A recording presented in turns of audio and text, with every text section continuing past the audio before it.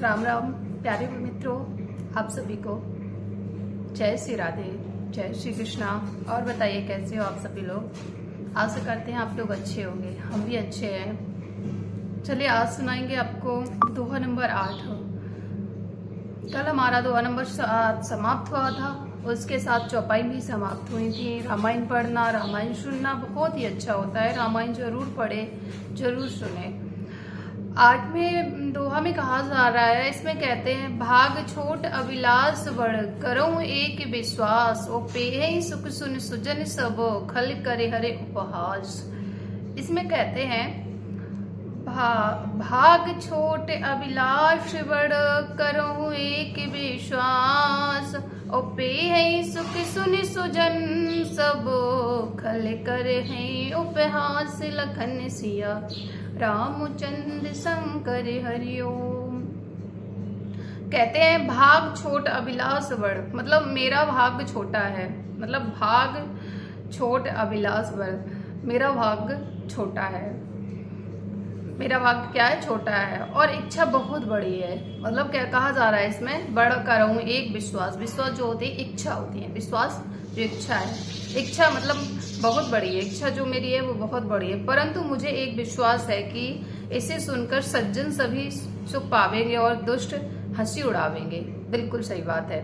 उपहास, उपहास का मतलब हंसी उड़ाना, किसी का मजाक बनाना। इस उपहास मतलब पेहि सुख सुन सुजन सब, खल करे हर उपहास।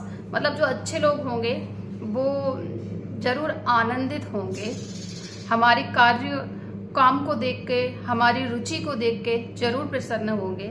लेकिन जो दुष्ट लोग होंगे, कायर लोग होंगे, जो अपने अलावा किसी को कुछ समझते ही नहीं है, ऐसे लोग होंगे तो वो जरूर हमारा उपहास उड़ाएंगे, यानी कि मजाक का पात्र बनाएंगे। किसे? हमें। इस दोहे में यही कहा है उन्होंने।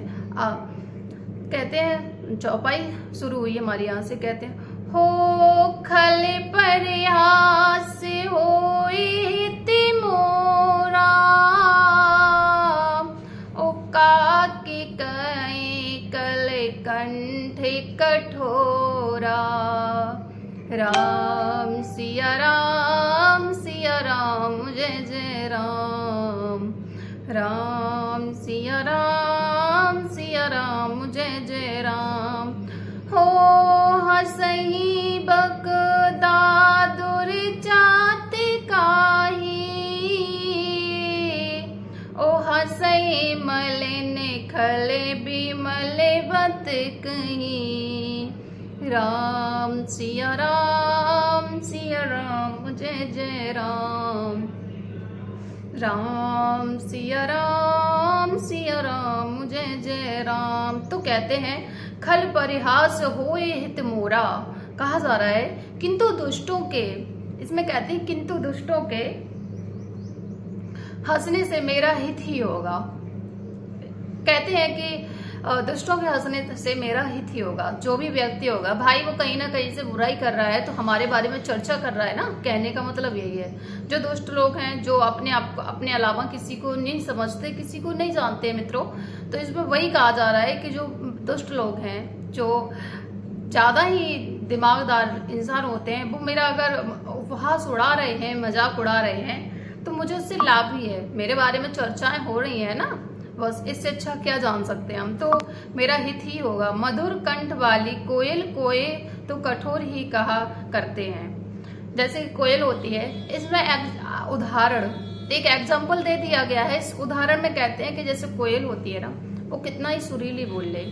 अपन लोग भी जानते हैं, हम लोग भी जानते हैं, कोयल से सुरीला नहीं होता कुछ भी, पर कोयल उसका हमेशा उपहास से उड़ाते हैं ना। क्यों? क्योंकि वो कड़ू होता है, कटवा होता है, उसकी आवाज में कोई लय नहीं होती, कोई तरज नहीं होती, इसलिए उसे लगता है जैसे ही मैं हूं वैसे ही वो है। तो इसमें कोयल कितना भी मीठा बोल ले, पर कोयल जो होते हैं ना, वो उपहास हमेशा मतलब उपहास ही करते हैं। जैसे बगुले हंस को और मेढक पपीहे को हंसते हैं, वैसे ही मालिन मन वाले दुष्ट निर्मल वाणी को हंसते हैं।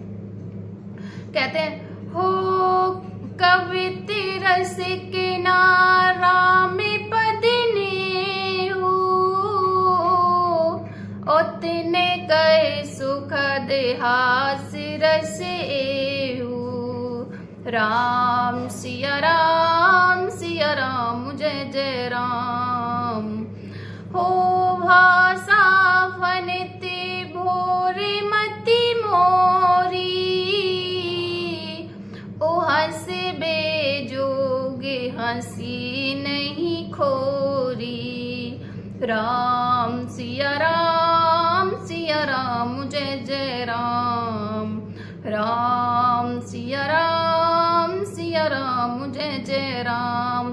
कहते हैं मित्रों, इसमें कहा जा रहा है, कवित रसिक ना राम पद नेहू। जो ना तो कविता के रसिक हैं और ना ही जिनका श्री रामचंद्र जी के चरणों में प्रेम है, ना ही कविता के रचक हैं, ना ही कविता में रचना रखते हैं, ना ही श्री रामचंद्र जी के चरण कमलों में प्रेम है, उनके लिए भी यह कविता सुखद हास्य का काम देगी। प्रथम तो यह भाषा की रचना है, दूसरी मेरी बुद्धि भोली है, इससे यह हंस के योग्य ही है, हंसने में उन्हें कोई दोष नहीं है। जो व्यक्ति आज का मानव जो है, कुछ लोग होते हैं, हर इंसान की नहीं कहेंगे, देखिए 100 में से 20% लोग हैं जो अपने आप को समझते, किसी को नहीं समझते। हम ये जानते हैं कि अगर हम कोई काम कर रहे हैं, आप भी कीजिए, कोशिश कीजिए, पर किसी का उपहास मत उड़ाइए। अगर आपका यही काम है उपहास उड़ाने का, मजाक उड़ाने का, तो शायद आपकी बुद्धि कहीं ना कहीं से ओछी है। ठीक है, किसी को कुछ करने से पहले उसको पीछे जाने के लिए मत बोलो, उसका उत्साह जगाओ, उसको आगे बढ़ने के लिए बोलो। कहते हैं मित्रों, फिर वो कहते हैं, हो प्रभु पद प्रीत न समुझनी की, उते नहीं कथा सुने लगही फीकी। राम सिया राम जय जय राम। राम सिया राम जय जय राम। हो हरि हरि पद रति मति न कुतरा की, ओतने कहूँ मधुर कथा रघुवर की। राम सिया राम जय जय राम। राम सिया राम जय जय राम। कहा जा रहा है मित्रों, प्रभु पद प्रीत न समुझही नीकी, जिन्हें ना तो प्रभु के चरणों में प्रेम है और ना ही अच्छी समझ ही है। तिन्हीं कथा सुन लगई फीकी, उनको यह कथा सुनने में फीकी लगेगी। हाँ, सीधी सी बात है, हम रामायण भक्ति धारा में अगर लगाव रखते हैं तो हमें वो बहुत ही अच्छी लगेगी। और जिस व्यक्ति को रामायण भक्ति धारा से कोई लगाव नहीं रहेगा, उसको मजाक, दुनियादारी, मोह माया, तो उसके सामने अगर आप विस्तृत तरीके से रामायण भी समझाओगे या बोलोगे कुछ भी, तो उसको हमेशा कोई दिलचस्पी नहीं होगी। ये इसमें सच्चाई वाली बात ही कही जा रही है। कहते हैं, हरि हर पद रति मति ना कुतर की, तिन कहूँ मधुर कथा रघुवर की। तो कहते हैं, जिनको श्री हरि भगवान विष्णु और श्री हर भगवान शिव के चरणों में प्रीति है और जिनकी बुद्धि को तुर्क करने वाली नहीं है, जो श्री हरि हर में भेद की या ऊंच नीच की कल्पना नहीं करते, उन्हें श्री रघुनाथ जी की यह कथा मीठी लगेगी, जैसे कि हमें।